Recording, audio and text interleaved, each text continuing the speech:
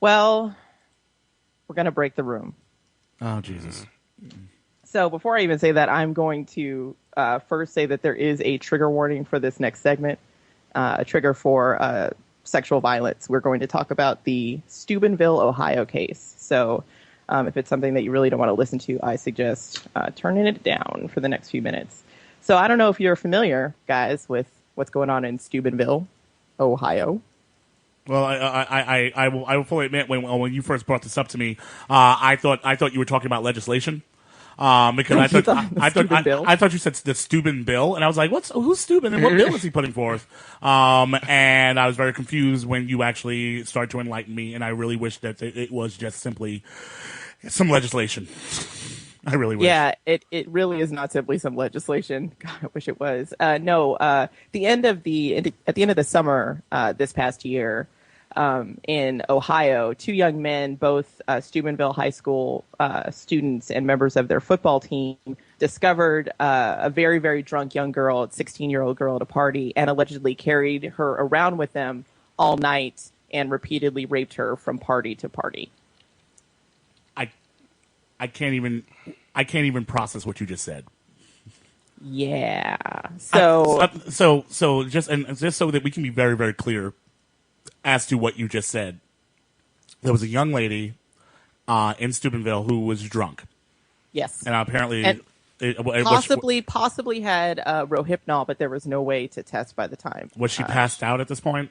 She was passed out. Passed out. So there's a drunk young lady passed out, 16 years old. Like I said, young lady. I'm sorry, girl. Yeah, a 16-year-old girl. She's somebody's child. 16-year-old girl who was passed out, and in Steubenville, and apparently some high schoolers, you're saying, went around and they carried her from party to party one night, sexually assaulting her, raping repeatedly. her. Yes. This is real. And, okay. And apparently, there have been two students charged, and they're awaiting trial. And all of this happened over the summer, but it has suddenly come into the national frame because apparently there's been a series of cover-ups and some corruption that's been revealed by the Anonymous of all places. I'm sorry, did you say cover-ups? Who's covering up rape of a 16-year-old girl, massive rape, a repeated rape of a 16-year-old girl? Well, Anonymous has posted some links to videos that were captured from the night that were then, that were never posted on the internet, that were never given to the police. Videos of students talking about this girl being raped, describing her as being dead. Photos of her being carried around at the party. Tweets that were then later scrubbed that described actions that were happening against her and locations including like assistant coaches' houses. What? They took the girl to assistant coaches' houses to repeatedly rape her? That's the allegation. Yeah. And you said there was that Anonymous put up a video. I believe we have the audio of said video, Aaron. All right. And be prepared, you guys. Yeah. Yes, again, really another strong trigger warning right here. All right. Okay. Trying to help Natty Light beer, refreshing beer. It's not. That's Charlie's. That's like rape. It is rape. Bro. They raped her. Did you do it? Bro. They raped her. This is the funniest thing I've ever They seen. raped her harder than that cop raped Marcellus Wallace in Pulp Fiction. You ever seen it? He comes up with them so quick. They raped her quicker than Mike Tyson raped that one girl.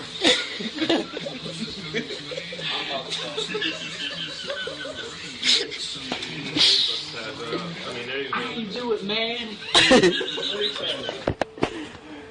No, Daddy. Oh, is Jake even here? You want to go over there real quick? Ooh, they raped her more than the Duke of Christ. Sean. He said they raped her more than they did. We're good, Red.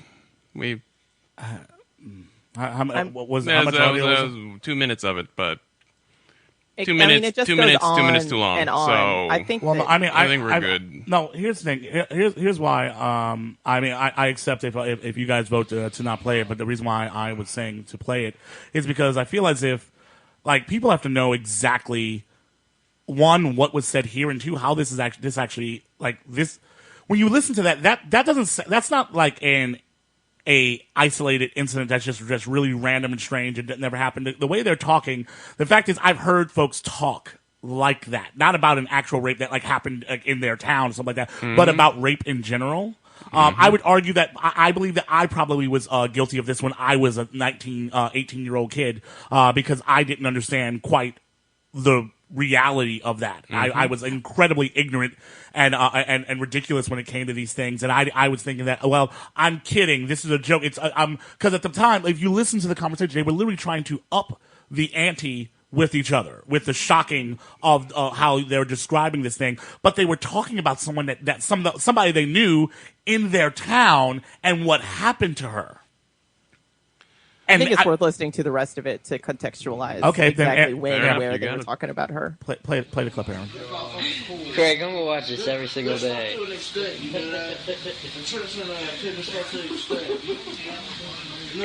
She's deader than they thought Gandalf was.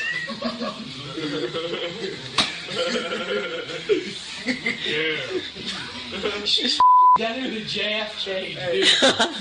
I'm surprised you say Trayvon Martin. She is deader than Trayvon Martin, though. I know you heard that. She's deader than him. No, you might go to jail.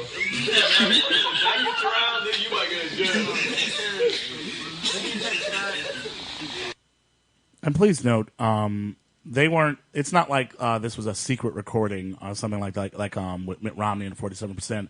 Someone was walking around. It looks like some sort of camera phone or something, and they were all. They could clearly see it was being recorded. They were saying this for the recording, and that's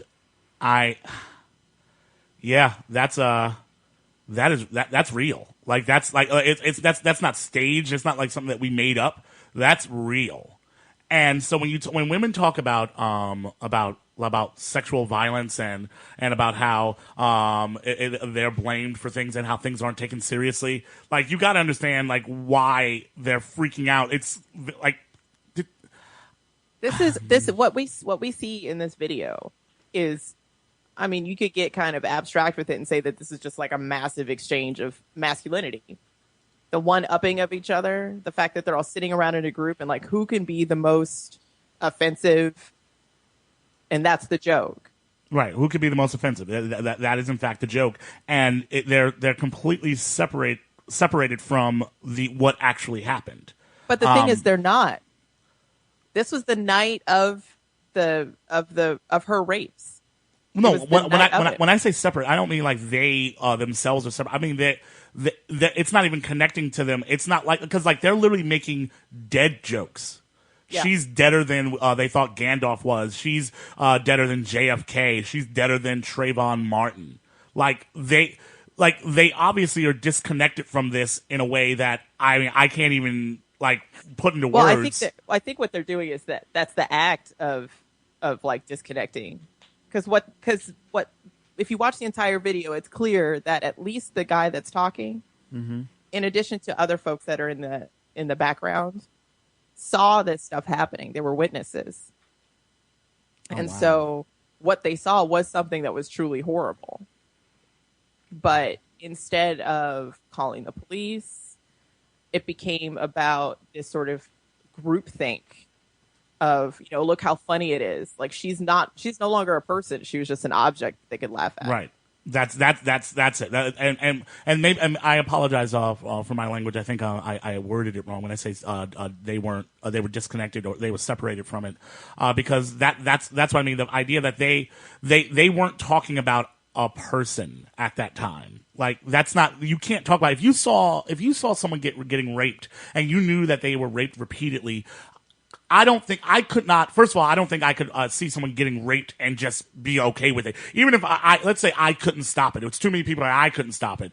I wouldn't be okay with it. And I definitely snitch like a mother on it immediately. Like, so like find someone, tell somebody this is happening to someone.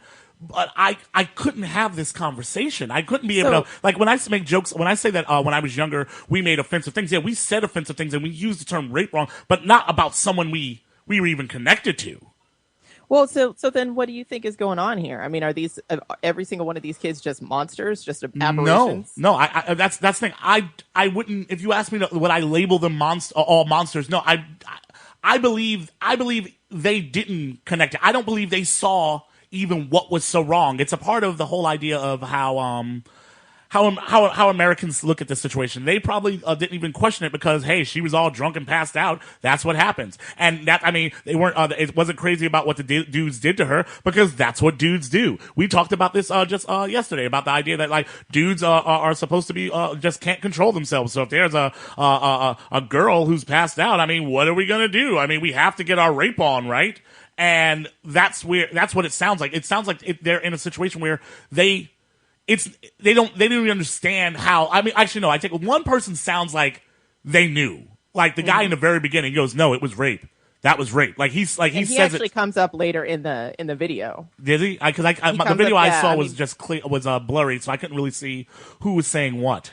You don't need to see it. He actually is always out of frame. Yeah. That one individual who's talking. But if you continue to play the video, he actually comes up and I can see actually how distant the lead speaker is from his sort of emotional response to what's happened. Yeah, I can't. Yeah, I don't. Yeah.